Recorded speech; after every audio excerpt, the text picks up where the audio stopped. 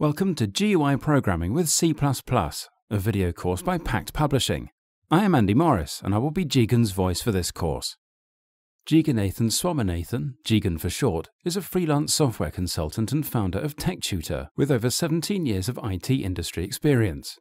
In the past, he has worked for AMD, Oracle, Siemens, Genesis Software, Global Edge Software Limited, and Psi Data Systems. He has consulted for Samsung WTD and National Semiconductor. He now works as a freelance external consultant for Amdocs, India. He works as a freelance software consultant and freelance corporate trainer. He holds CSM, CSPO, CSD, and CSP certifications from Scrum Alliance. You can reach him for any C++, Java, Qt, QML, TDD, BDD, and DevOps-related training or consulting assignments. Jigan is a regular speaker at various technical conferences. Now let's take a quick look at what we're going to cover in this video course.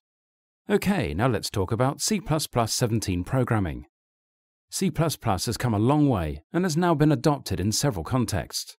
Its key strengths are its software infrastructure and resource-constrained applications.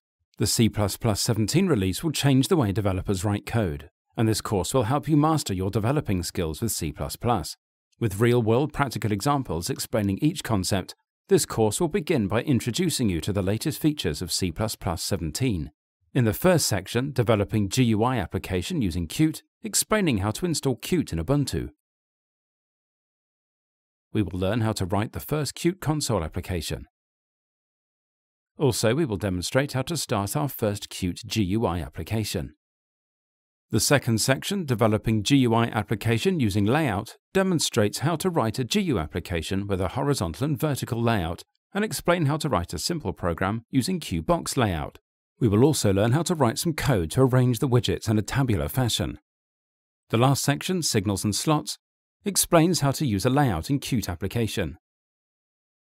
Gradually, this section will teach you how to create widgets. We will also design a UI to write a simple maths application. So, what are we waiting for? Let's begin this journey together, and I hope you will enjoy the ride.